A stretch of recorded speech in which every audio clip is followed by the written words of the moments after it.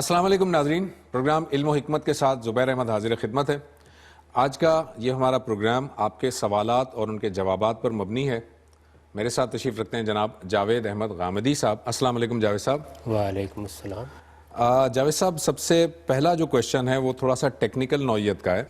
Question ان کا یہ ہے کہ جو قرآنی نصوص ہیں وہ بذات خود تنہا قطعی دلالت تو نہیں ہوتے، ان کو بھی دلالت کے طور پر انہیں بھی کسی خارج کا سہارا لینا پڑتا ہے۔ مثال کے طور پر خارج سے آپ عملی تواتر لاتے ہیں اور پھر آپ کہتے ہیں کہ قرآن مجید کی یہ نص ہے، تو ایسی نص کیوں نہیں ہے جو کہ تنہا خود ہی قطعی دلالہ ہو؟ یہ ان کا حسن ظن ہے، ایسا نہیں ہے بالکل بھی۔ قرآن مجید نے جو بات کہی ہے وہ بالکل دو اور دو چار کی طرح کہی ہے۔ اس کے سمجھنے میں مجھے اپنے علم کی قلت کی وجہ سے یا قلت تدبر کی وجہ سے غلطی لگ سکتی ہے۔ قرآن مجید قطعی دلالہ ہے، وہ اپنی بات پوری وضاحت سے ہر لحاظ سے واضح کر کے بیان لیکن آپ عملی تواتر بھی دیکھتے ہیں نا، پھر اس کا تعلق تو سنت کی چیزوں سے ہے، یعنی وہ چیزیں ہیں کہ جو قرآن سے ابتدا نہیں کرتی۔ دیکھیے مثال کے طور پر نماز ہے، تو نماز تو قرآن سے شروع نہیں ہوئی، یہ تو آدم علیہ السلام سے شروع ہے۔ تمام پیغمبر نماز پڑھتے رہے ہیں۔ بنی اسماعیل بھی جو رسالت مآب صلی اللہ علیہ وسلم کی قوم ہے وہ بھی نماز پڑھتے تھے، یہود بھی نماز پڑھتے ہیں، مسیحی بھی نماز پڑھتے ہیں۔ صحیح۔ تورات میں بھی اسی طرح نماز کا ذکر ہے۔ انبیاء کے صحائف میں بھی اگر آپ بائبل کو دیکھیں تو ایسے ہی نمازوں کا انہی اوقات میں ذکر ہے۔ سیدنا مسیح علیہ السلام بھی اگر آپ انجیل میں دیکھیں تو انہی اوقات میں نماز پڑھنے کے لیے جا رہے ہیں۔ تو نماز ہے، یہی معاملہ زکوٰۃ کا ہے۔ جو زکوٰۃ کی شرح ہمارے ہاں ہیں وہی تورات میں ہے۔ بنی اسماعیل کے ہاں بھی یہ ایک بالکل شائع و زائع چیز تھی۔ حج، عمرہ، آپ جانتے ہیں کہ یہ سیدنا ابراہیم کے زمانے سے ایسے ہی کیا جا رہا تھا۔ تو یہ چیزیں ہیں جن کے لیے عملی تواتر کو دیکھا جاتا ہے، اس لیے کہ یہ قرآن مجید سے شروع نہیں ہوئی، قرآن مجید ان کا ذکر کر دیتا ہے۔ یہ بالکل ایسے ہی جیسے آج مثال کے طور پر کوئی اللہ کی کتاب نازل ہو تو وہ ہمیں کیا یہ بتائے گی کہ نماز کیسے پڑھنی ہے؟ کوئی غلطی ہوگی، کوئی کوتاہی ہوگی، اس کا ازالہ کر دے گی، اس کی اصلاح کر دے گی۔ آپ کی اسی بات کو اگر ہم لے لیں، آپ فرما رہے ہیں کہ جیسے حج ہے، جیسے عمرہ ہے، اس کے لیے ہم عملی تواتر کو دیکھتے ہیں، اور اس لیے کہ یہ سنت پر مبنی ہے، اس کے لیے ہم سنت پر مبنی یہ ہے، تو قرآن سے مقدم ہے۔ ہاں، لیکن اس میں قرآن مجید صرف ذکر کر کے آگے بڑھ جاتا ہے نا، تو قرآن مجید جو ذکر کر رہا ہے وہ نص کے طور پر ہم ثبوت کے طور پر پیش تو نہیں کر سکتے، کیونکہ اس نص کو نص کہنے کے لیے ہم عملی تواتر کا سہارا بھی لیں گے ساتھ میں۔ ہم پہلے سے جانتے ہیں کہ نماز کیا ہے، ہم پہلے سے جانتے ہیں کہ روزہ کیا ہے، ہم پہلے سے جانتے ہیں عمرے اور حج کے بارے میں پوچھ، حج اور عمرہ بھی ہم پہلے سے جانتے ہیں کیا ہے۔ تو قرآن مجید اس کا ذکر کرے گا دو پہلوؤں سے۔ ایک تو یہ کہ وہ اس کی تاکید کر رہا ہے، یعنی ہمیں کہہ رہا ہے کہ نماز کا اہتمام کرو، ٹھیک ہے، وہ نماز جسے تم جانتے ہو، وہ زکوٰۃ دو جسے تم جانتے ہو۔ حج و عمرہ کے بارے میں اسی طرح کی کوئی بات کہے گا۔ یا دوسرا پہلو کیا ہوگا کہ وہ نماز میں کوئی اصلاح کر رہا ہوگا، ہماری کسی غلطی کو درست کر رہا ہوگا، کوئی رعایت دے رہا ہوگا۔ یہی معاملہ حج اور عمرہ کا ہے۔ میں نے اپنی کتاب میں ان احکام کی فہرست بیان کر دی ہے کہ جو حج و عمرہ کے بارے میں قرآن مجید نے دیے ہیں اپنی جگہ کے اوپر، تو وہاں تو نص اصل میں وہ چیزیں ہوں گی اور وہ بالکل واضح ہیں، ان میں کسی آپ کو خارجی مدد کی ضرورت نہیں ہے۔ ٹھیک ہے، یہ تو در حقیقت قرآن مجید کے نصوص پر مبنی ہی نہیں ہے۔ قرآن مجید نے ان کو ذکر کیا ہے، ان کا تذکرہ کیا ہے، ان کی تاکید کی ہے، ان کے بارے میں کوئی اصلاح کی ضرورت تھی تو وہ کی ہے۔ تو اس وجہ سے یہاں یہ سوال ہی نہیں پیدا ہوتا۔ سنت اپنی جگہ پہ بالکل قطعی ہے، اس لیے کہ وہ ہمیں مسلمانوں کے اجماع اور تواتر سے ملی ہے، اور قرآن اپنی جگہ پر بالکل قطعی ہے۔ تو دو طرح کے احکام ہیں، ایک وہ جن کی ابتدا قرآن سے ہوئی ہے اور ایک وہ جن کی ابتدا سنت سے ہوئی ہے۔ قرآن مجید میں ان کا ذکر یا تذکرہ ہے، وہ قرآن میں مذکور ہے یا ان سے متعلق کوئی بات قرآن میں بیان ہوئی ہے۔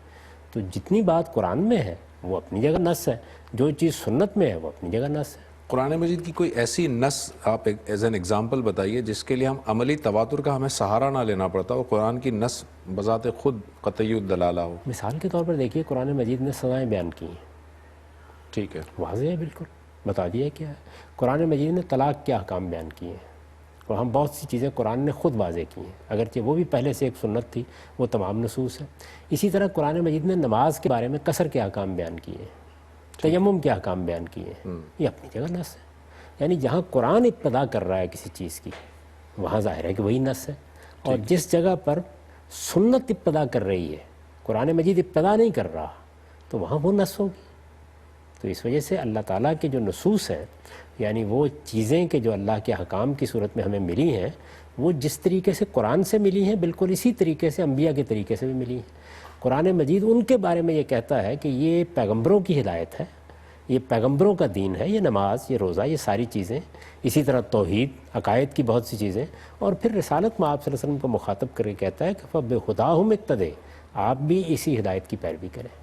ٹھیک، یا مثلاً وہ سیدنا ابراہیم علیہ السلام کی جو روایت قائم تھی جس کو ملت ابراہیمی کہا گیا ہے، اس کے بارے میں کہتا ہے اتبعوا ملت ابراہیم حنیفہ، آپ بھی اسی کی پیروی کریں۔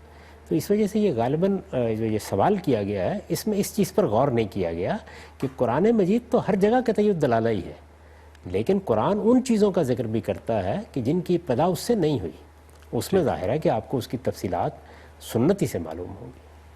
جاوید صاحب ایک یہ ہے، ایک صاحب کہہ رہے ہیں کہ میں یورپ میں رہتا ہوں اور میرے ارد گرد جو ہے وہ دوسری اقوام، دوسرے مذاہب کے لوگ بھی ہیں، میرے آفس میں بھی بہت سارے لوگ ہیں۔ جب قرآن مجید یہ کہتا ہے کہ عیسائی جو ہیں وہ حضرت عیسیٰ علیہ السلام کو اللہ کا بیٹا مانتے ہیں، تو وہ کہتے ہیں کہ میرے ایسے دوست ہیں جن سے پتہ چلتا ہے کہ ہاں ایسا وہ کرتے ہیں۔ لیکن جب قرآن مجید یہ کہتا ہے کہ حضرت عزیر علیہ السلام کو یہودی اللہ کا بیٹا مانتے ہیں، تو وہ کہہ رہے ہیں میرے بہت سارے دوست ہیں جو یہودی ہیں لیکن وہ تو کہتے ہیں ہم تو اللہ کا بیٹا انہیں نہیں مانتے۔ تو یہ قرآن مجید پھر کس تناظر میں بات کر رہا ہے؟ اس میں دیکھیے ایک بنیادی چیز ہے جس کو لوگ نہیں جانتے، وہ چیز یہ ہے کہ ہمیں قرآن نے بھی بتایا ہے، بائبل میں بھی اس کی تفصیل موجود ہے کہ یہود پر ان کی تاریخ کے مختلف ادوار میں اللہ تعالیٰ کا غضب ٹوٹا۔ ان میں سے دو تاریخی واقعات ایسے ہیں کہ جو یہود کی تاریخ میں بھی بہت المناک واقعات ہو گئے ہیں۔ ایک جب نبوکد نظر نے حملہ کیا، انہوں نے یروشلم کی اینٹ سینٹ بجا دی۔ قرآن مجید کہتا ہے کہ عباد لی اولی باسن شدید، یعنی وہ میرے بندے تھے، میں نے ان کو آلہ بنا کر ان کے اوپر مسلط کر دیا، سزا ہوئی۔ اس موقع پر یہ وہاں سے نکلے، ان کو غلام بنا لیا گیا۔ بعض قبیلوں نے یا بعض لوگوں نے جان بچانے کے لیے مختلف علاقوں کا رخ کر لیا۔ اسی طریقے سے جب رومی حاکم تیتوس نے حملہ کیا اور اسی طریقے سے یروشلم کی اینٹ سینٹ بجا دی، ٹھیک ہے، یعنی 70 مسیحی میں، تو اس وقت بھی اسی طریقے سے ہوا، یعنی کچھ غلام بنا لیے گئے، اسیر بنا لیے گئے، مار دیے گئے، کچھ مختلف علاقوں میں نکلے۔ تو یہود کے کچھ قبائل وہ تھے کہ جو یثرب میں آباد ہوئے، خیبر میں آباد ہوئے، یا آپ کہیے جزیرہ نما عرب میں جا کے آباد ہوئے۔ ٹھیک، اسی طریقے کا معاملہ مسیحیوں کے ساتھ بھی ہوا، یعنی مسیحیوں کے ہاں جب ان کی وہ پہلی مجلس ہوئی جس میں یہ فیصلہ کیا گیا کہ کون سی کتابیں قبول کرنی ہیں، کون سی قبول نہیں کرنی، یعنی انجیل کے ورژن بے شمار تھے، 36 کے قریب، کچھ رد کر دیے گئے اور کچھ رد کر دیے گئے اور کچھ وہ تھے جو قبول کر لیے گئے۔ جو قبول کیے گئے وہ 4 تھے۔ اسی موقع پر بعض عقیدوں میں بھی اختلافات پیدا ہوئے، تو سیدنا مسیح علیہ السلام کے ماننے والوں کے بھی کچھ گروہ اسی طریقے سے مختلف علاقوں کو چلے گئے۔ ٹھیک ہے، تو جو لوگ عرب میں آباد تھے یہ ان کے عقائد ہیں جو زیر بحث ہیں، یعنی قرآن مجید میں جو عقائد زیر بحث ہیں، نصارہ کے عقائد بھی وہ ہیں جن سے عرب واقف تھے، اور یہود کے بھی وہی زیر بحث۔ باقی دنیا میں پھیلے ہوئے لوگ، مثال کے طور پر سینٹ پال کے ذریعے سے جو کیتھولک مسیحیت قائم ہوئی، یہ عرب اس سے واقف نہیں تھے اس طریقے سے، ٹھیک ہے، یعنی یہ تو جانتے تھے وہ کہ اس طرح کے مسیحی موجود ہیں، لیکن ان کے ہاں جو مسیحی تھے وہ بالکل مختلف عقائد رکھنے والے لوگ تھے۔ اسی طرح حبشہ میں جو مسیحی تھے ان کے عقائد مختلف تھے۔ اب بھی آپ جانتے ہیں کہ مسیحیوں کے ہاں آرتھوڈاکس چرچ ہے، اسی طریقے سے پروٹیسٹنٹس ہیں، اسی طریقے سے کیتھولکس ہیں، چرچ آف انگلینڈ اپنی جگہ ایک الگ حیثیت رکھتا ہے، تو بالکل یہی نوعیت وہاں بھی تھی۔ تو عزیر کے معاملے میں یہ عقیدہ اصل میں جزیرہ نما عرب کے رہنے والے یہود کا تھا، قرآن مجید نے اس پر تبصرہ کیا ہے، یہ اس علاقے کے یہود کا ہے ہی نہیں ہے۔ لیکن اب اس طرح کے یہود موجود بھی نہیں ہیں جو یہ عقیدہ رکھتے ہوں، کیونکہ یہ ایک دفعہ ہی نہیں، اور بھی اس سے پہلے بھی کچھ لوگوں کے کویشچنز آئے تھے، انہوں نے کہا کہ کوئی بھی یہود جو ہے وہ اس کا اقرار نہیں کرتا۔ بظاہر یہ معلوم ہوتا ہے کہ اس وقت جو یہود ہیں وہ یہ عقیدہ نہیں رکھتے، لیکن عرب میں جو یہود تھے وہ یہ عقیدہ رکھتے تھے۔ تو یہ بالکل ایسے ہی جیسے ہم مسلمانوں میں بہت سے فرقے ہیں، تو آپ دیکھیے کہ ان میں سے بعض فرقے بعض چیزوں کو مانتے ہیں، بعض نہیں مانتے۔ ہاں ایسا ہوتا ہے، ہو سکتا ہے یہ چیز. اچھا یہ کوشچن ہے نبی صلی اللہ علیہ وسلم کے اس مکہ کے لوگوں کے بارے میں. وہاں پر جو لوگ تھے، جو مشرکین مکہ تھے، ان کے بارے میں قرآن مجید یہ کہتا ہے کہ جب کبھی طوفان میں کوئی کشتی پھنس جاتی ہے تو وہ اللہ کو پکارتے ہیں. اس کا مطلب وہ اللہ سے واقف تھے، اللہ کی عظمت اور اللہ کی بڑائی بیان کرتے تھے، اور جب طوفان میں یا مصیبت میں پھنستے تھے تو اللہ ہی کو پکارتے تھے. تو پھر دراصل ان کو مشرک کیوں کہا گیا ہے؟ ان کا عقیدہ تو بالکل آج کے ہمارے مسلمانوں جیسا ہی تھا. ہم بھی اللہ کو پکارتے ہیں، لیکن اپنی کیا کہتے ہیں نادانی کی وجہ سے ہم دوسروں کو بھی شریک کر لیتے ہیں اللہ کے ساتھ. وہ بھی شریک کر لیا کرتے تھے، ہم بھی کر لیتے ہیں، لیکن ہم اللہ کو ہی سب کچھ مانتے ہیں اور وہ بھی مانتے تھے، ایسا ہی مانتے تھے. اللہ کو وہ بھی مانتے تھے، اللہ کو مسیحی بھی مانتے ہیں، اللہ کو یہود بھی مانتے ہیں، اللہ کو ہندوؤں میں بھی بہت لوگ مانتے ہیں. یعنی اگر آپ ہندوؤں کے ساتھ بات کریں تو ناموں کا اختلاف ہوگا نا، کوئی بھگوان کہہ لے گا، کوئی گاڈ کہہ لے گا، کوئی اللہ کہہ لے گا، کوئی ایل کہہ لے گا، ٹھیک ہے. سبھی خدا کو مانتے ہیں. تو ایک تو یہ چیز ہے، یعنی خدا کو نہ ماننے والے لوگوں کی تعداد دنیا میں ہمیشہ بہت کم رہی ہے. موجودہ زمانے میں کچھ بڑھ رہی ہے کیونکہ ہم دور الحاد میں جی رہے ہیں، لیکن پہلے یہ بہت کم رہی ہے. زیادہ تر شرک ہوا. شرک پھر دو صورتوں میں ہوتا ہے. ایک یہ ہے کہ میں یہ کہتا ہوں کہ میں شرک نہیں کرتا، میں تو موحد ہوں، میں تو ایک ہی خدا کو مانتا ہوں.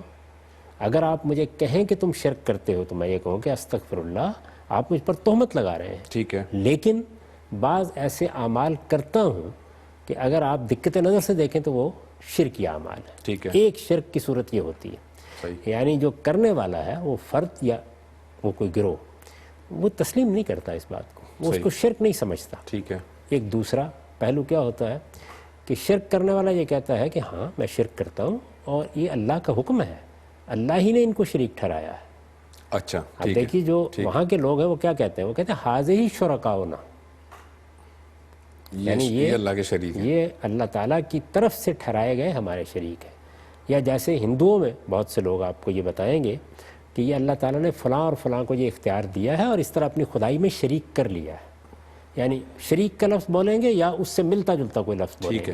ٹھیک ہے. تو شرک کو بطور دین مان کر یہ کہنا کہ میں یہ مانتا ہوں، یہ ایک نوعیت کا شرک ہے. اور شرک کرنا لیکن آپ اس کو ماننے کے لیے تیار نہیں ہیں، ایک دوسری نوعیت کا شرک ہے. قرآن نے اس میں فرق کیا ہے دونوں میں، یہ وجہ ہے اس کی. صحیح. یہ ایک کوشچن یہ ہے جاوید صاحب کہ جب ہم بات کرتے ہیں، ہم نے شاید کسی پچھلے پروگرام میں بات کی تھی، قصاص کی، دیت کی بڑی تفصیل سے گفتگو ہوئی تھی. جب ایک شخص کو قتل کر دیا جاتا ہے یا اس سے زخمی کر دیا جاتا ہے اور پھر وہ قصاص اس کے لیے وہ لیتا ہے یا اس کے ورثاء قصاص لیتے ہیں، تو اصل میں جو انصاف کا تقاضا ہے وہ تو پورا تو نہیں ہوا. یعنی اس شخص کو تو اس کے جرم کی سزا ملی، لیکن جو شخص زخمی ہوا یا قتل کر دیا گیا اس کو تو کچھ بھی نہیں ملا. یعنی انصاف اسے کہاں ملا؟ اس دنیا میں تو انصاف مل نہیں سکا اسے. اس دنیا میں تو اتنا ہی انصاف مل سکتا ہے، یعنی اس سے زیادہ آپ انصاف دے ہی نہیں سکتے. اس دنیا میں تو یہ بھی جتنا آپ نے دے لیا یہ بھی بہت شاذ ہے، ورنہ زیادہ تر ہماری عدالتیں بھی دینے میں ناکام ہو جاتی ہیں. مجرم پکڑا بھی جائے تو بعض اوقات گرفت میں نہیں آتا. بعض اوقات ایسا ہوتا ہے کہ آپ جانتے ہیں کہ یہ مجرم ہے، ہر طرح کے کرائم موجود ہیں، لیکن مقدمہ عدالت میں ثابت نہیں ہو سکتا. بعض اوقات جرائم کی نوعیت ایسی ہوتی ہے، مثال کے طور پر جن لوگوں نے دوسری جنگ عظیم کی بنیاد رکھی، آپ جانتے ہیں کہ کروڑوں کی تعداد میں لوگ مارے گئے، عورتیں بیوہ ہو گئیں، بچے یتیم ہو گئے. اب اس کے ذمہ داروں کے اوپر آپ جتنے چاہے مقدمات چلا لیں، کیا کر لیں گے؟ زیادہ سے زیادہ ایک آدمی کو آپ موت کی سزا دے دیں گے، عمر قید کی سزا دے دیں گے. یعنی جو عدالت نورمبرگ میں قائم ہوئی وہ بھی اس سے زیادہ کیا کر سکی؟ زیادہ کچھ نہیں کر سکتے. تو اسی لیے اللہ تعالیٰ نے یہ بتایا ہے کہ آخری انصاف تو آخرت میں ملے گا، جس کو آپ کہتے ہیں پرفیکٹ جسٹس، اور یہی وجہ ہے کہ آخرت کی ضرورت ہے. تو پھر یہاں یہ الفاظ کیوں استعمال کیے جاتے ہیں کہ بھائی انصاف کا تقاضا یہ ہے کہ اس کو بھی پھر پھانسی دے دی جائے، یعنی اور ہم کہتے ہیں انصاف پورا ہو گیا؟ اتنے انصاف کا جتنا اس دنیا میں ممکن ہے، جتنا انسان دے سکتا ہے. یہاں جتنے الفاظ بھی ہم بولتے ہیں وہ انسان کے حوالے سے بولتے ہیں. یعنی میرے لیے جتنا انصاف ممکن ہے میں اتنا ہی دوں گا، اور آپ تقاضا بھی اتنا ہی کر سکتے ہیں. ایک آدمی عدالت میں بیٹھا ہوا ہے، وہ عالم الغیب نہیں ہے، اس سے آپ یہ تقاضا نہیں کر سکتے کہ جی آپ جو کچھ وہاں ہوا ہے اس کو ہر حال میں جانیں. وہ صحیح. کیسے جانے گا؟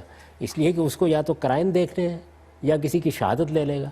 ابھی میں دیکھ رہا تھا ایک صاحب علم کا مضمون 2 قسطوں میں شائع ہوا ہے, انہوں نے DNA پر گفتگو کی اور بڑی تفصیل سے یہ بتایا ہے کہ یہ شہادت ناقص ہو سکتی ہے, یعنی ابھی کہا نہیں جا سکتا, ہو سکتا ہے لیبارٹری میں کوئی اختلاط ہو گیا ہو, ممکن ہے غلطی ہو گئی ہو. اب سوال یہ پیدا ہوتا ہے کہ عینی شہادت میں تو یہی ہو سکتا ہے, ہو سکتا ہے, سارے امکانات موجود بالکل ہیں. ہو سکتا ہے. تو اصل چیز کیا ہے؟ اصل چیز یہ ہے کہ قاضی مطمئن ہو گیا, یعنی آپ کے سامنے ایک شہادت آئی, وہ جدید نوعیت کی شہادت بھی ہو سکتی ہے, انگلیوں کے نشانات آ گئے, آنکھ کی پتلی اب بہت سی باتیں کہہ دیتی ہے, جی. DNA کی آپ کے پاس شہادت آ گئی. اصل سوال یہ ہے کہ انسانی علم کے حد تک آپ جرا کر لیں گے, پوچھ لیں گے, ایک ماہر کے بجائے دوسرے سے رائے لے لیں گے, دوبارہ DNA لے کے دیکھ لیں گے, یہی کچھ کر سکتے ہیں نا. اس کے باوجود غلطی کا امکان ہے. تو ایسا ہی عینی شہادت میں بھی غلطی کا امکان ہے. یعنی ہم یہ جانتے ہیں کہ بعض اوقات ہم کسی معاملے کو آنکھوں سے دیکھ رہے ہوتے ہیں, غلطی کھا جاتے ہیں اس میں. بالکل ہو سکتا ہے. تو اس لیے کوئی چیز بھی انسانی سطح پر جب دیکھی جاتی ہے تو آپ یہ نہیں کہہ سکتے کہ وہ ہر غلطی سے پاک ہو گئی ہے. تمام عدالتیں جتنی بھی ہیں وہ اصل میں انسانی سطح پر ہی انصاف دے سکتی ہیں, بلکہ اب تو بڑے بڑے جج اور جورسٹ یہ کہتے ہیں کہ انصاف بھی کہاں دے سکتے ہیں, قانون ہی آپ کے ہاتھ میں پکڑا سکتے ہیں. ایسا ہی ہو سکتا ہے, اس سے زیادہ کچھ نہیں ہو سکتا. ممکن یہی ہے. ٹھیک. اچھا, ایک یہ سوال ہے جاوید صاحب کہ آپ نے فرمایا تھا کہ ایسا کیسے ممکن ہو سکتا ہے کہ ایک چیز جو ہے وہ خبائث میں سے ہو یا شیطانی عمل ہو, وہ اللہ تعالیٰ جو ہے وہ پہلے گوارا کرتے ہیں اور بعد میں, یہ ہم شراب کے حوالے سے گفتگو کر رہے تھے, تب آپ نے فرمایا تھا کہ پہلے ایسا ہو نہیں سکتا کہ اللہ تعالیٰ پہلے گوارا کر رہے ہوں. تو اب ان کا کویشچن یہ ہے کہ بہن بھائیوں کی شادی جو ہے وہ بھی تو ایک حرام ہے, تو ایسا کیسے ہو سکتا ہے کہ حضرت آدم علیہ السلام کی جو اولاد ہوئی ان میں بہن بھائیوں کی شادی ہو رہی تھی, پھر وہ بھی تو نہیں ہو سکتا اس وقت بھی؟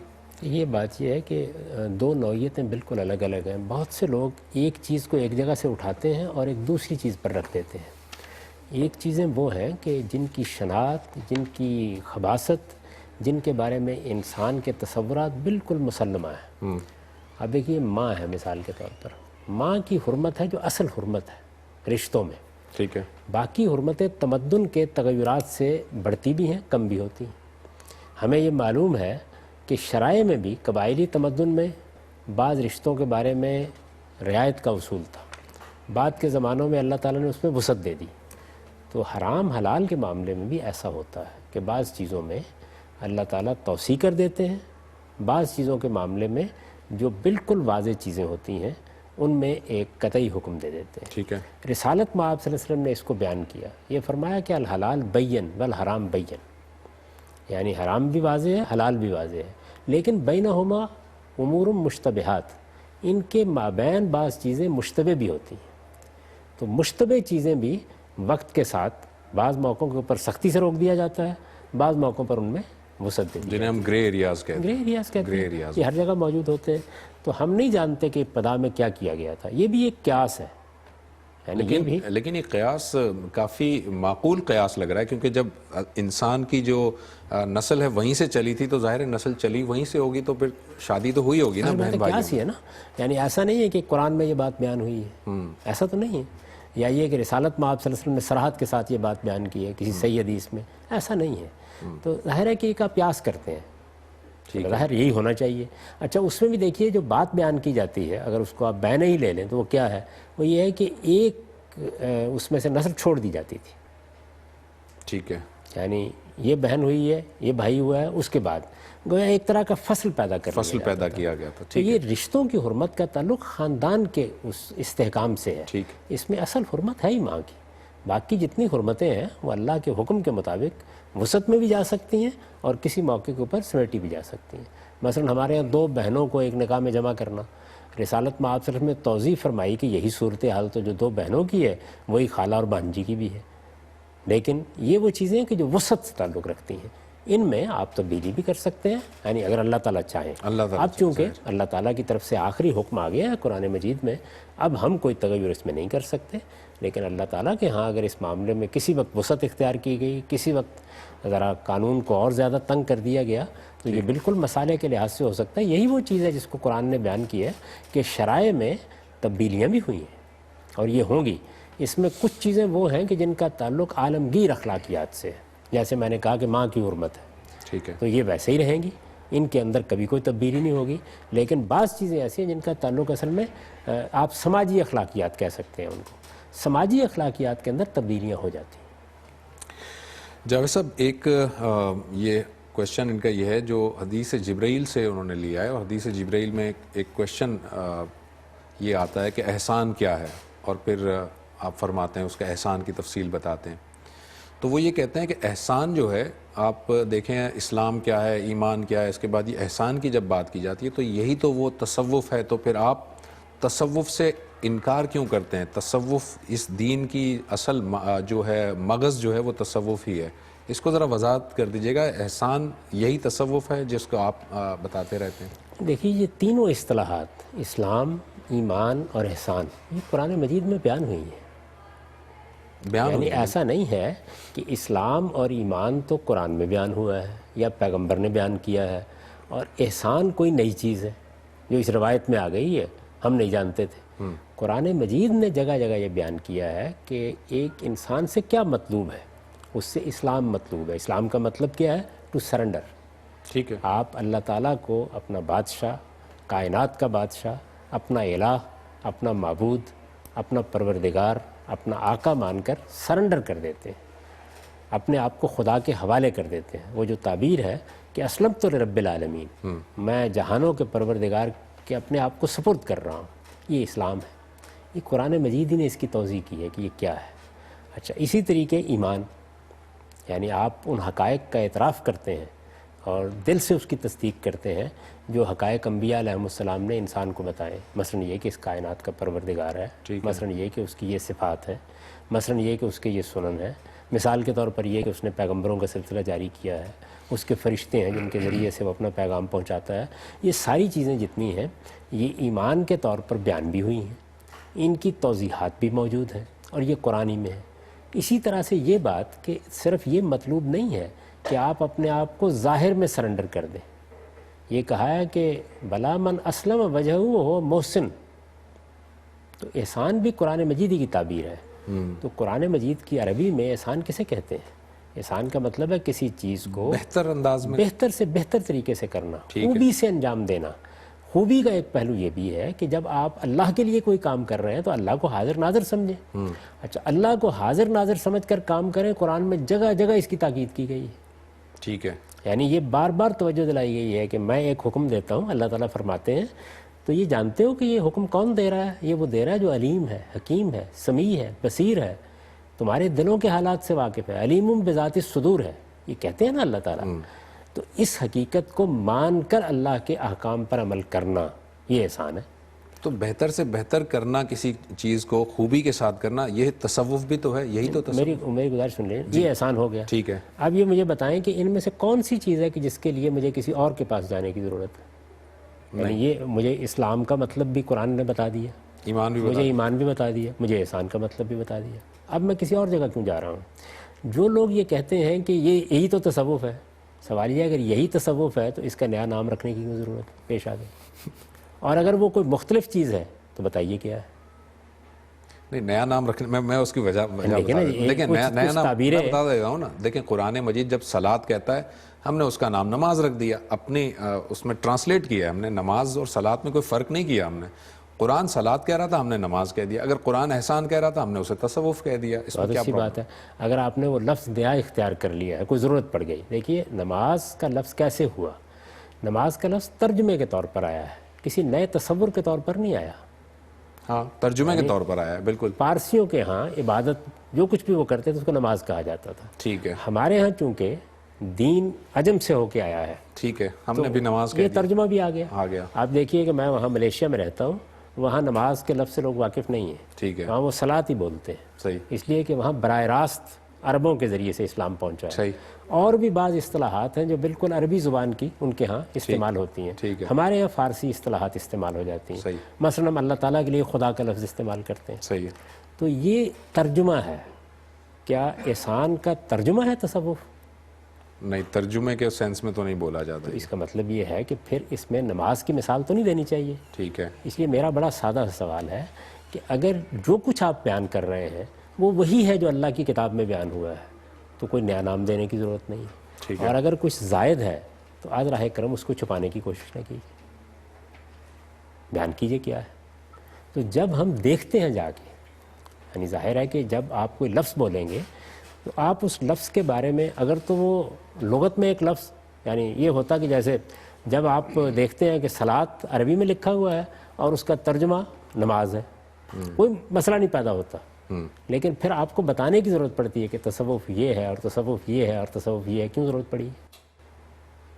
اچھا، اب جو بتانے والے لوگ ہیں وہ پھر اس کی تشریح کریں گے، جب وہ اس کی تشریح کرتے ہیں تو پھر مجھے بھی حق ہے، آپ کو بھی حق ہے کہ اس کو قرآن کی کسوٹی پر پرکھ کر دیکھیں کہ وہ جو قرآن میں احسان بیان کیا گیا تھا یہ کہیں اس کے حدود سے تجاوز تو نہیں کر گیا۔ صحیح۔ تو بحث یہ ہے، یہ کوئی لفظی نزاع نہیں ہے، یعنی بیان کرنے والوں کو یا تو یہ کہنا چاہیے کہ یہ بالکل وہی چیز ہے، تو پھر آج راہ کرم کوئی نیا لفظ نہ اختیار کریں، کیوں اس مسلمان امت کے ساتھ زیادتی کرتے ہیں؟ اور اگر وہ کوئی نئی چیز ہے تو نئی چیز کو آپ کو پرکھوانا پڑے گا، یعنی ہم پھر پرکھیں گے اس کو، لازمی بات ہے۔ تو یہی ہم کرتے ہیں، اس کے سوا کچھ نہیں کرتے، کسی چیز سے کوئی دشمنی نہیں ہے۔ یہ پوچھتے ہیں کہ اگر آپ یہ عقیدہ بیان کر رہے ہیں یا یہ توضیح کر رہے ہیں توحید کی، یا آخرت کے بارے میں یہ تصور پیش کر رہے ہیں، تو یہ بتائیے کہ یہ قرآن میں کہاں ہے؟ یا مثال کے طور پر آپ اس دنیا کے بارے میں ایک تصور رکھتے ہیں، آپ اخلاقیات کے کچھ مقدمات اپنے یہاں قائم کرتے ہیں، یہ قرآن مجید میں ہے یا نہیں ہے؟ یہ اللہ کے پیغمبر نے دیے یا نہیں دیے؟ آپ نے کوئی عمل تجویز کیا ہے تو کہیں وہ عمل بدعت تو نہیں ہو رہا، کہیں اس میں کوئی شرک تو نہیں درایا؟ تو یہ سب کچھ آپ نام لیں یا نہ لیں، جب آپ کوئی بات زبان سے کہیں گے، کوئی عمل کریں گے، اس سے متعلق یہ معاملہ ہوگا، یہی کیا جا رہا ہے۔ ٹھیک ہے۔ یہ کوشچن ہے کہ کیا کوئی شخص اپنی تدفین کے بارے میں یہ وصیت کر سکتا ہے کہ مجھے جو ہے اسی لباس میں، جس لباس میں میں ہوں اسی میں مجھے دفنا دیا جائے اور مجھے نہلایا نہ جائے، میرا لباس نہ اتارا جائے؟ وہ حیا کی وجہ سے وہ یہ چاہتا ہے کہ میرا لباس نہ اتارا جائے، میں جس طرح ہوں ویسا ہی دفنا دیا جائے۔ یہ دیکھیے، غسل دینا تو سنت ہے اور سنت کی حیثیت سے اس کو قائم کیا گیا ہے، رسالت میں آپ صلی اللہ علیہ وسلم کو بھی غسل دیا گیا، اس وجہ سے اس میں تو وصیت نہیں کی جا سکتی، غسل دیا جائے گا، یہ ہماری ذمہ داری ہے، ہمارا فرض ہے۔ اللہ کے حضور میں ایک آدمی نے جانا ہے، اور جس طریقے سے ہم دنیا میں وضو کرتے ہیں، جنابت ہو تو غسل کرتے ہیں، اسی طرح جب موت آتی ہے تو اس کے بعد بھی غسل دے کر ہی میت کو رخصت کرنا چاہیے۔ ٹھیک ہے۔ کفن کے معاملے میں یہ لازم نہیں کیا گیا، اس میں اگر کوئی آدمی یہ کہتا ہے، خود رسالت میں آپ صلی اللہ علیہ وسلم کا جو لباس تھا، کرتا تھا آپ نے پہنا ہوا، وہ اتارا نہیں گیا تھا، اس کے بارے میں موطا میں روایت بھی ہے کہ اس موقع پر لوگوں نے جب اتارنا چاہا تو ایک آواز سی سنی اور پھر وہ اس سے باز آ گئے۔ سیدنا ابو بکر صدیق کے بارے میں بھی روایتوں میں یہ بیان ہوا ہے کہ انہوں نے یہ کہا کہ نئے کپڑے یا نیا کپڑا یہ زندوں کے لیے ہے، مجھے انہی کپڑوں میں دفن کر دیا جائے۔ ٹھیک ہے۔ تو اس میں کوئی حرج کی بات نہیں ہے، لیکن میرا خیال ہے کہ اس طرح کی وصیتیں نہیں کرنی چاہیے۔ مسلمانوں کی ایک روایت ہے، اس کے لحاظ سے سادہ سا کپڑا ہوتا ہے، وہ پہنا کے دفن کر دیا جاتا ہے، اور جو ہمارے ہاں غسل دینے کا طریقہ ہے اس میں اس کا پورا لحاظ رکھا جاتا ہے کہ کوئی بے پردگی نہ ہو۔ تو ایک ٹریڈیشن مسلمانوں کے اندر قائم ہے، بہتر ہے کہ اس کے مطابق ہی لوگ اپنے آپ کو اللہ کے حضور میں پیش کریں، تاہم یہ بالکل ٹھیک ہے کہ کوئی وصیت کرنا چاہے تو اس پہ ہم اعتراض نہیں کر سکتے۔ ٹھیک ہے۔ جاوید صاحب، یہ ایک کوشچن ان کا یہ ہے کہ میرے لیے زکوٰۃ پورے سال کے بعد اپنے مال میں سے نکالنا مجھ پر ذرا بار اس کا ہوتا ہے، تو کیا میں یہ کر سکتا ہوں کہ ہر مہینے تھوڑا تھوڑا نکال لوں اور پھر سال کے اختتام میں اس کو کیلکولیٹ کر لوں کہ کتنا اب رہ گیا ہے، بیلنس رہ گیا؟ کیا ایسا پاسبل ہے؟ کیونکہ کہا یہ جاتا ہے کہ جب سال گزر جائے، ہولان ہول کا لفظ استعمال کیا جاتا ہے، تب آپ کو مال میں سے زکوٰۃ نکالنی ہے۔ وہ کہتے ہیں میرے لیے ذرا مشکل ہوتا ہے ایسا۔ نہیں، اس میں کوئی حرج کی بات نہیں ہے، وہ بالاقساط ادا کر سکتے ہیں، یعنی ہر مہینے وہ نکالتے کچھ نہ کچھ نکالتے رہیں، آخر میں اس کا حساب کر لیں۔ حساب کرنا ہوگا، یعنی جو تاریخ مقرر کی ہے، مال کی زکوٰۃ آپ کو ایک متعین دن پہ دینی ہوتی ہے، اگر حکومت لے گی تو وہ دن مقرر کر دے گی، ٹھیک ہے، جیسے ابھی کرتی بھی ہے، اور اگر آپ خود نکال رہے ہیں تو پھر آپ اپنے لیے دن مقرر کر لیں۔ تو یہ ہولان ہول کا مطلب یہ ہے کہ سال میں ایک بار زکوٰۃ لی جاتی ہے مال کی، 2 مرتبہ نہیں لی جا سکتی۔ پیداوار کی زکوٰۃ ہر پیداوار کے موقع پر لی جاتی ہے، جیسے کہ قرآن میں بیان ہوا ہے کہ وَآتُوا حَقَّهُ یوم حصادہ، آپ نے فصل کاٹی، زکوٰۃ عائد ہو گئی اس کے اوپر۔ لیکن مال کی زکوٰۃ یا بچت کی زکوٰۃ جو آپ کے پاس مال ہے، خواہ وہ زمین کے کسی ٹکڑے کی صورت میں ہے، سونے کی صورت میں ہے، چاندی کی صورت میں ہے، کرنسی کی صورت میں ہے، مال جو کچھ آپ کے پاس ہے اس کی زکوٰۃ سال میں ایک بار ہوگی. اس کو ہولان ہول کہا جاتا ہے. اس کا یہ مطلب نہیں ہوتا کہ ہر مال پر سال گزرنا چاہیے. اس کا مطلب یہ ہے کہ سال کے بعد مال کی زکوٰۃ ہوگی، متعین دن پہ ہوگی، اس دن جو کچھ آپ کے پاس ہوگا اس پہ زکوٰۃ عائد ہو جائے. ٹھیک ہے، یعنی لیکن پھر بھی وہ نکالنا چاہیں تو ہر مہینے نکال کر اس کو کیلکولیٹ کر سکتے ہیں. جی ہاں، وہ حساب اسی وقت کریں گے، رائٹ. عائد اسی وقت ہوگی، لیکن انہوں نے چونکہ پہلے سے دینا شروع کر دی ہے تو وہ اس کو محسوب کر سکتے ہیں. یہ کویشچن ہے، یہ ابھی ہم تھوڑی دیر پہلے جو بحث کر رہے تھے اسی سے متعلق ہے. یہ فرما رہے ہیں کہ آپ اپنے پروگرام میں بہت دفعہ ایسا ہوتا ہے کہ آپ علامہ اقبال کا ریفرنس بھی کوٹ کرتے ہیں. ہم دیکھتے ہیں کہ اقبال کی جو شاعری ہے اس میں بعض اوقات ایسا لگتا ہے کہ وہ بالکل عین قرآن کے مطابق وہ بتا رہے ہیں، جو قرآن بتا رہا ہے وہ وہی بتا رہے ہیں. لیکن بعض ان کے اشعار ایسے بھی ہیں جس سے لگتا ہے کہ وہ تصوف کی جانب مائل ہیں. تو کیا علامہ اقبال تصوف کے قائل تھے یا وہ صرف قرآن سے دین کو سمجھنا چاہتے تھے؟ ان کے بہت سے ادوار ہیں. دیکھیے علامہ اقبال بھی انسان تھے، ہمارے بڑے لوگوں میں سے ہیں. ہم سب کو ان کی عزت کرنی چاہیے، ان کا احترام کرنا چاہیے. وہ ہماری مسلمانوں کی تاریخ کے چند بڑے لوگوں میں شمار ہونے کے اہل ہیں اور ہم سب ان کی بڑی عزت کرتے ہیں. لیکن وہ انسانی تھے اور انسان کی حیثیت سے سوچتے تھے، غور کرتے تھے. ان کی آراء میں بھی تبدیلیاں ہوتی تھیں. ان کی پوری زندگی کا مطالعہ کریں تو اس میں مختلف ادوار ہیں، جس میں بعض ادوار ایسے ہیں جن میں ان کا رد عمل بہت شدید ہے. جس زمانے میں اسرار خودی لکھی جا رہی ہے اس وقت معلوم ہوتا ہے کہ وحدت الوجود کے بارے میں یا اور بعض متصوفانہ نظریات کے بارے میں ان کا رد عمل بہت شدت رکھتا ہے اپنے اندر. پھر بعض ادوار ایسے ہیں کہ جس میں اس میں کچھ کمی بھی محسوس ہوتی ہے. اور جاوید نامہ وغیرہ کی تصنیفات کو اگر دیکھیں تو معلوم ہوتا ہے کہ اب پھر ان کے اوپر کچھ اثرات ہیں. ریکنسٹرکشن میں انہوں نے پہلے دونوں خطبوں میں صوفیانہ طبع ہی کو نبوت کے فہم کے لیے بنیاد بنایا ہے. تو اس لیے یہ ان کے مختلف ادوار ہیں. ظاہر ہے اس کا ظہور جس طریقے سے ان کی نثر میں ہوا ہے اسی طریقے سے ان کی شاعری میں بھی ہوا ہے. اور شاعر کو شاعر کی حیثیت سے ہی دیکھنا چاہیے، مفکر کو مفکر کی حیثیت سے دیکھنا چاہیے. وہ پیغمبر نہیں ہوتے، مختلف ادوار سے گزرتے ہیں. آپ کو جو چیز ان کی اچھی لگتی ہے اس کو دنیا تک پہنچانے میں کوئی حرج نہیں. اگر کسی چیز میں کوئی قابل اعتراض بات ہے بہت اچھی بات ہے، آپ کو اعتراض کا حق حاصل ہے، اس لیے کہ وہ بھی انسان ہی ہیں، پیغمبر نہیں تھے. ٹھیک ہے جاوید صاحب، یہ ایک سوال ہے کہ عقیقہ کی کیا حقیقت ہے؟ عقیقہ جو ہم بچوں کے لیے کرتے ہیں وہ حقیقت کیا ہے اس کی، اور وہ کتنے عرصے بعد تک کیا جا سکتا ہے؟ اور اس کے لیے یہ ہے کہ لڑکی کا عقیقہ ہوگا تو کوئی الگ جانور ہوگا اور لڑکے کا ہوگا تو کوئی الگ ہوگا. اس کی ذرا وضاحت کیجیے گا. دیکھیے رسالت مآب صلی اللہ علیہ وسلم نے اس سوال کا جو جواب دیا ہے میرے نزدیک وہی صحیح جواب ہے. آپ نے فرمایا لا احب العقوق. یہ عقیقہ تو میں پسند نہیں کرتا، لیکن یہ کہ یہ اصل میں بچے کی پیدائش کی خوشی میں قربانی ہے. ٹھیک ہے، تو اچھی بات ہے، تم قربانی کر لیا کرو. ٹھیک ہے. اس کے لیے جو بعد میں لوگوں نے ایک شریعت بنا لی اس کی سچی بات ہے کوئی بنیاد نہیں ہے. خود رسالت مآب صلی اللہ علیہ وسلم نے، یہ روایتوں میں آتا ہے کہ حسن اور حسین رضی اللہ عنہما ان کے لیے ایک ایک جانوری ذبح کیا ہے. ٹھیک ہے. تو یہ کوئی ایسی چیز نہیں ہے، یہ اصل میں روایات ہیں سوسائٹی کی. کیونکہ ہمارے ہاں یہ روایت رہی ہے کہ لڑکے کی پیدائش پر لوگ بہت خوش ہوتے ہیں. اچھا، یہ چیزیں بھی اصل میں تمدنی تقاضوں سے پیدا ہوتی ہیں. بھئی لڑکا جو ہے وہ کمائے گا، کھائے گا، ہمارا سہارا بنے گا، ہم بڑھاپا اس کے ہاں گزاریں گے. تو یہ ساری چیزیں ہیں. یہ چیزیں تبدیل ہو جائیں تمدن کے لحاظ سے تو تصورات میں بھی تبدیلیاں آ جاتی ہیں. ظاہر ہے. تو اس وجہ سے لوگ 2 بکرے کر دیتے تھے زیادہ خوشی میں. ابھی بھی آپ دیکھیے کہ لڑکے کی پیدائش کے اوپر لوگوں کا رویہ کیا ہوتا ہے، لڑکی کی پیدائش پر کیا ہوتا ہے. دین میں ایسی کوئی چیز نہیں ہے. دین میں بس اتنی بات ہے کہ اگر آپ چاہتے ہیں کہ آپ قربانی کریں تو قربانی ایک عبادت ہے. جیسے ہی ہے کہ جیسے ایک آدمی کہتا ہے جی ہم روزہ رکھنا چاہتے ہیں، رکھ لیجئے، نفل روزہ رکھا جا سکتا ہے. وہ یہ کہتا ہے کہ ہم 2 نفل پڑھنا چاہتے ہیں، پڑھ سکتے ہیں. اس لیے کہ اصول میں اللہ تعالیٰ نے یہ بتا دیا ہے کہ من تطوع خیرا فإن اللہ شاکر علیم. اگر کوئی شخص بھی اپنی طرف سے کوئی عبادت کرتا ہے تو اللہ اس کو قبول فرماتا ہے اور اللہ کو معلوم ہوتا ہے کہ یہ عبادت اس کے لیے کی گئی ہے. تو قربانی بھی نماز روزے کی طرح من جملہ عبادات ہے، یہ بھی عبادت ہے. تو آپ اگر شکرانے کے طور پر یہ عبادت کرتے ہیں، یعنی آپ لڑکے کی پیدائش پر یا لڑکی کی پیدائش پر قربانی کرتے ہیں کسی جانور کی، تو یہ بڑی محمود بات ہے، اچھی بات ہے. یہ اس میں کہا جاتا ہے کہ 7 دن کے اندر ہو جانا چاہیے اور 7 باقی جتنی چیزیں ہیں وہ اصل میں فقہا نے اخذ کی ہیں بعض چیزوں سے. تو میرے نزدیک اتنی سادہ بات ہے، میں نے اپنی کتاب میں بھی اسی کو بیان کیا ہے کہ یہ در حقیقت کچھ بھی نہیں ہے، یہ ایک نفل قربانی ہے، آپ کرنا چاہیں تو کر لیں۔ ٹھیک ہے، یہ بچوں کی پیدائشی کے حوالے سے دو اور کویشچنز ہیں۔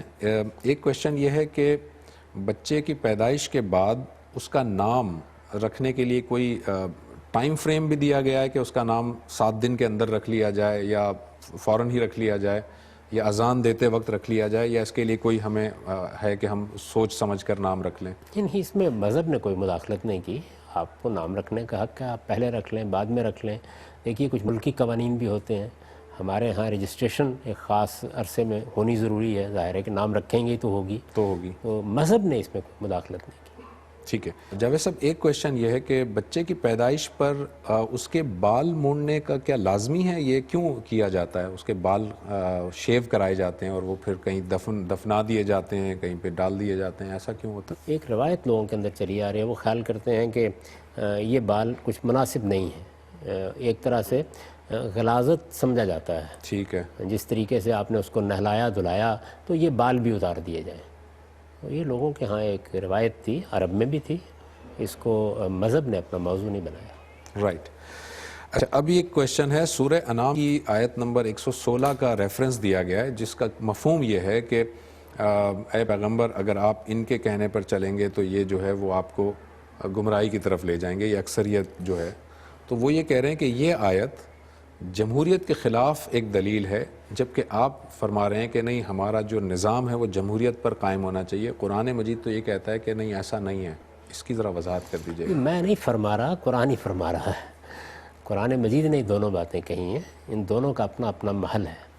دیکھیے اس دنیا میں ہم کو حق اور باطل کا فیصلہ کرنا ہوتا ہے۔ مثال کے طور پر میں یہ جاننا چاہتا ہوں کہ خدا کے صفات کیا ہیں، میں یہ جاننا چاہتا ہوں کہ خدا کی صحیح تعلیم کیا ہے، میں یہ جاننا چاہتا ہوں کہ دنیا میں بہت سے مذاہب ہیں، ان میں سے صحیح مذہب کون سا ہے، میں یہ جاننا چاہتا ہوں کہ مسلمان اور مسلمانوں کے علماء بہت سی آراء رکھتے ہیں، ان میں سے صحیح بات کس کی۔ یہاں حق اور باطل کا مجھے اپنے لیے فیصلہ کرنا ہے، مجھے نماز کیسے پڑھنی ہے، مجھے روزہ کیسے رکھنا ہے، اللہ کے فلاں حکم کو کیسے سمجھنا ہے۔ اس میں یہ بتایا گیا ہے کہ اکثریت کوئی اہمیت نہیں رکھتی، اس میں اصل چیز دلیل ہے۔ ٹھیک ہے، چنانچہ یہ آیت جو آپ نے پڑھی ہے، اس مضمون کی آیات قرآن میں بہت سی جگہوں پر ہیں، ان میں خدا کے پیغمبر کو یہ بتایا گیا ہے کہ حق اور باطل کے بارے میں اکثریت سے مروب نہیں ہوا کرتے۔ ٹھیک ہے، دیکھیے میں اس کی ایک مثال دیتا ہوں آپ کو۔ اس وقت دنیا میں سب سے بڑا مذہبی گروہ کیتھولک مسیحیت ہے، یعنی ہم سے کم و بیش دگنی تعداد ہے ان کی۔ قرآن مجید یہ بتاتا ہے کہ انہوں نے سیدنا مسیح علیہ السلام کے بارے میں بھی الوہیت کا عقیدہ پیدا کر لیا، ٹھیک ہے، کفارے کا عقیدہ اختیار کر لیا، اللہ تعالیٰ کی شریعت کو منسوخ قرار دے دیا۔ یہ قرآن مجید نے ان کی فرد قرارداد جرم بیان کی۔ اب اگر آپ اکثریت کے لحاظ سے دیکھیں تو کتنی بڑی اکثریت ہے۔ ہاں بہت زیادہ ہے۔ جس وقت یہ نقطہ نظر پیدا ہوئے سینٹ پال کے بعد، تو آپ یہ جانتے ہیں کہ اس وقت مسیحیوں میں سے بہت سے لوگ سے جنہوں نے بغاوت کی، مثلا شمون کے پیرووں نے اس کو نہیں مانا، ان کو ہجرت کرنا پڑی وہاں سے۔ تو حق اور باطل کا معیار اکثریت کو نہیں بنایا جا سکتا۔ ٹھیک ہے، جیسے ہمارے یہاں لوگ کہتے ہیں کہ یہ دیکھیے قرآن مجید کا یہ مطلب آپ نے سمجھا، جمہور کی رائے تو یہ ہے، یہ کوئی دلیل نہیں ہے، اس لیے کہ یہاں مجھے حق اور باطل کا فیصلہ کرنا اور مجھے کرنا ہے، اور اپنی مجھے ذات کرنا کے ہے، لیے کرنا اپنی ہے۔ ذات کے لیے کرنا ٹھیک ہے، ہے۔ مجھے یہ بتانا ہے کہ یہ بات اللہ کے نزدیک صحیح ہے یا یہ اللہ کے نزدیک غلط ہے، یہ اللہ کے پیغمبر کی نسبت سے صحیح بیان ہوئی ہے یا غلط بیان ہوئی ہے۔ اس میں آپ کو دلیل دینی ہوتی ہے، اس میں اکثریت کی کوئی حیثیت نہیں ہے۔ قرآن میں یہ جو آیات لوگ نکالتے ہیں، یہ سب کی سب در حقیقت اس موقع کی آیات ہے کہ حق اور باطل کا فیصلہ کرتے وقت اکثریت اور اقلیت کوئی چیز نہیں ہے، وہاں اصل چیز دلیل ہے۔ سارے کے سارے لوگ بھی ایک غلط بات اگر کر رہے ہیں تو آپ اس بنیاد پر مروب نہیں ہو جائیں گے، یہ تو بہت بڑی اکثریت ہے، بہت بڑے بڑے لوگ ہیں، کوئی حیثیت نہیں اس کی۔ آپ کو ہر حال میں دلیل پر غور کرنا ہے۔ یہ جو جمہوریت ہے، اس کا تعلق حق و باطل کے فیصلے سے ہے ہی نہیں، یہ تو نزاع کا فیصلہ ہے، یعنی ہمیں سیاسی معاملات انجام دینے ہیں۔ سیاسی معاملات کو انجام دیتے وقت ہمارے درمیان تدبیر کے اختلافات ہو جاتے ہیں، یا سوسائٹی میں کسی قانون کو بنا کے نافذ کرنے کے اختلافات ہو جاتے ہیں، ان کو حل کرنے کا کیا طریقہ ہے؟ اس لیے کہ یہاں ہر گروہ اسی پہ اصرار کرے گا کہ وہی حق پر ہے۔ اچھا، دلائل کا تبادلہ کریں گے تو اگر دلیل کی بنیاد پر سارے قائل ہو گئے تو بحث ختم ہو گئی، لیکن نہیں ہوئے۔ ایک آدمی کہتا ہے کہ مجھے اپنی دلیل پر اطمینان ہے، دوسرا کہتا ہے مجھے اپنی دلیل پر اطمینان ہے، اس موقع پر کیا کیا جائے؟ تو نزاع کا فیصلہ کرنی، فصل نزاعات کے لیے اللہ تعالیٰ نے یہ بتایا ہے کہ امرہم شورا بینہم، یعنی اب تم اپنی رائے کو اور مشورے کو زیر عمل لاؤ گے اور اس کی بنیاد پر فیصلہ کر لو گے۔ اکثریت اقلیت کو وہاں ملحوظ رکھا جاتا ہے، تو یہ دو بالکل الگ الگ باتیں ہیں۔ چنانچہ جب ہم جمہوریت میں مثلا یہ فیصلہ کرتے ہیں کہ میرے نزدیک فلاں آدمی کو ملک کا وزیر اعظم ہونا چاہیے، آپ کہتے ہیں میرے نزدیک فلاں کو ہونا چاہیے، صحیح ہے۔ تو یہ کوئی حق و باطل کا فیصلہ نہیں ہوتا، یہ در حقیقت اپنے اپنے لحاظ سے اپنی پسندیدگی کا اظہار ہے۔ اس میں میرے پاس اپنے دلائل ہوں گے، آپ کے پاس اپنے دلائل ہوں گے۔ اسی طرح قانونی معاملات ہیں۔ اب مثلا دیکھیے دین ہی کے معاملے میں 2-3 تعبیریں زیر بحث ہیں، تو میں اپنی ذات کے لیے تو دلیل کی بنیاد پر فیصلہ کر لوں گا، لیکن اگر پارلیمنٹ میں یہ چیز زیر بحث آ گئی اور وہاں لوگوں کے مابین اختلاف ہو گیا تو اس نزاع کا فیصلہ کیسے کیا جائے؟ تو اکثریت کا اصول وہاں ہوتا ہے۔ یہ دو بالکل الگ الگ باتیں ہیں، اس لیے ان کو الگ الگ ہی سمجھنا۔ جاوید صاحب، نزاع جو ہے وہ کسی تاریخی معاملات میں بھی تو ہو سکتی ہے۔ اب اگر ایک تاریخی معاملات میں کوئی نزاع ہو گیا، کوئی ہمارا اختلاف ہو گیا، جھگڑا ہو گیا، تو پھر ہم آپ کے جو اصول ہے اس کے مطابق جو جمہور کہیں گے، اگر جمہور کہتے ہیں کہ تاریخ میں ایسا نہیں ایسا ہوا تھا، تو پھر اس کا مطلب اسے مان لیا جائے۔ نزاع کیسے ہو گیا؟ یہ تو نزاع علمی ہے، یعنی نزاع کا مطلب یہ ہے کہ جس کا فیصلہ کرنا انسانوں کے لیے ضروری ہو گیا ہے۔ دیکھیے نا، یہ بات کہ ہمارا حکمران کس کو ہونا ہے، ٹھیک ہے، ملک میں قانون کیا نافذ ہونا ہے، آپ نے ٹریفک کے لاز کیا بنانے ہیں، یہ تو فیصلہ کرنا پڑنا ہے۔ یعنی یہ وہ نزاعات ہے۔ یا مثلا عدالت میں اس وقت ہمارے ہاں ایک بڑا ہائی پروفائل کیس چل رہا ہے عدالت میں، صحیح ہے، وہاں پہ 4 یا 5 جج بیٹھے ہوئے ہیں، ان کے مابین اختلاف ہو جائے، پھر تو ظاہر ہے فیصلہ کرنا ہے نا، وہ اکثریت وہاں اکثریت کی رائے پیش نظر ہوتی ہے۔ صحیح ہے، یہاں تو کوئی فیصلہ نہیں کرنا۔ میرے نزدیک ایک چیز تاریخ میں ایک طرح سے ہے، میں اپنے دلائل بیان کر دوں گا، کتاب لکھ دوں گا اس پر۔ آپ کے نزدیک ایک دوسری طرح لکھ دیجیے آپ بھی ایک کتاب، اور جو میں لکھ رہا ہوں اگر وہ رائے اکثریت رکھتی ہو تو پھر فرق نہیں پڑتا اس سے۔ اچھا، ہو سکتا ہے کہ آپ کی رائے کو کسی بنیاد پر اکثریت کی تائید حاصل ہو جائے، لیکن علمی لحاظ سے وہ ٹھیک نہ ہو۔ تو یہ جو ہم سیاست میں فیصلے کرتے ہیں یا ہم عدالت میں فیصلے کرتے ہیں، ان فیصلوں میں نزاع کا کچھ نہ کچھ ہم کو ایک جگہ پہنچنا ہوتا ہے۔ اصل میں اس کے لیے یہ ضرورت ہے، یہ فصل نزاعات کا طریقہ ہے، حق اور باطل کا فیصلہ کرنے کا طریقہ نہیں ہے، جہاں اس فیصلہ کرنے کی ضرورت ہی نہیں ہے۔ یعنی فیصلہ مجھے اپنے لیے کرنا ہے، آپ کو اپنے لیے کرنا ہے۔ صحیح ہے، یعنی تاریخ کے فیصلے ہوں یا فلسفے کے فیصلے ہوں یا مذہب کے فیصلے ہوں، تو یہ مجھے اپنے لیے کرنے ہیں، آپ کو میرے لیے کرنے ہیں۔ ان کی بنیاد پر آپ کوئی قانون ملک کے لیے بنانا چاہتے ہیں، اب یہ انسانوں کے لیے فیصلہ کرنے کا سوال ہے۔ یہاں اکثریت کی رائے فیصلہ کن ہوگی، فیصلہ کن ہوگی، یعنی اس میں بھی یہ نہیں ہوگا کہ حق اور باطل پر ہوگی، حق اور باطل نہیں۔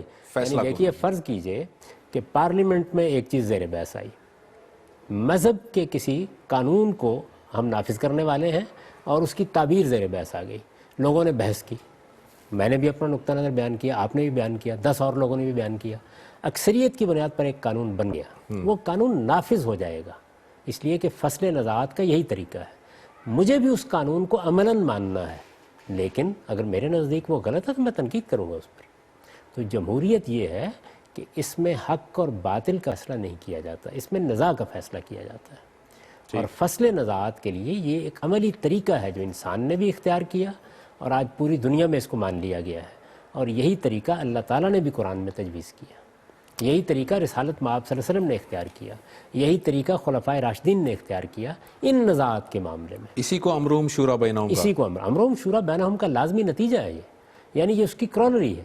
جب آپ کہتے ہیں کہ مسلمانوں کے تمام معاملات کا فیصلہ ان کی باہمی رائے سے ہوگا، ان کے مشورے سے ہوگا، تو اس کا مطلب وہ برابر کے شریک ہو گئے ہیں۔ اب ان میں اختلاف ہوگا تو یہ اس کی کرونری ہے کہ اکثریت کی رائے فیصلہ کن ہو جائے گی۔ تو یہ دو باتیں ان کو کبھی ملانا نہیں چاہیے۔ انسان ایسا بھی کر سکتے ہیں کہ خود اپنا پریسیڈنٹ مقرر کریں اور جس دن سے وہ پریسیڈنٹ نے حلف لیا ہے اس دن سے فسادات شروع ہیں، احتجاج شروع ہے، پریسیڈنٹ کے پہلے آرڈر پر ہی احتجاج ہو رہا ہے، عدالت بھی کہہ رہی ہے کہ پریسیڈنٹ یہی جمہوریت کی خوبی ہے۔ یعنی اس میں یہ ہے کہ ایک فیصلہ نافذ ہو گیا لیکن فیصلے سے اختلاف کا حق آپ کو یہی جمہوریت دیتی ہے. یہ نہیں کہہ رہی کہ یہ حق و باطل کا فیصلہ تھا اب آپ بول نہیں سکتے. میں نے آپ سے عرض کیا کہ آئین جیسی دستاویز جس کے ذریعے سے ملک چلایا جاتا ہے اس پر بھی ہم مسلسل تنقید کرتے رہتے ہیں. ابھی آپ نے ایک سوال کیا, اس کے جواب میں میں نے کہا کہ اس میں یہ اصلاح کی ضرورت ہے. صحیح. تو قانون جب بنائے جاتے ہیں تو یہ لوگوں پر کسی چیز کو نافذ کرنے کے لیے بنائے جاتے ہیں. اب یہاں جب اختلاف ہو جائے گا تو فیصلہ اکثریت کی رائے سے ہوگا, لیکن اپنے لیے جب ہم کسی حق اور باطل کا فیصلہ کرنے بیٹھیں تو دلیل کی بنیاد پر کریں گے, خاص ساری دنیا اس سے اختلاف کر رہی ہے. ٹھیک, بہت بہت شکریہ جاوید صاحب, thank you so very much. ناظرین, ہمارے پروگرام کا وقت ختم ہوا چاہتا ہے. آج ہم نے متفرق سوالات جاوید صاحب کے سامنے رکھے اور ان کے جوابات لیے. آپ کے ذہن میں بھی کوئی سوال ہو تو ہمیں اس ای میل ایڈریس پر آپ بھیج سکتے ہیں ih@duniatv.tv. اگلے پروگرام تک کے لیے زبیر احمد کو اجازت. اللہ حافظ.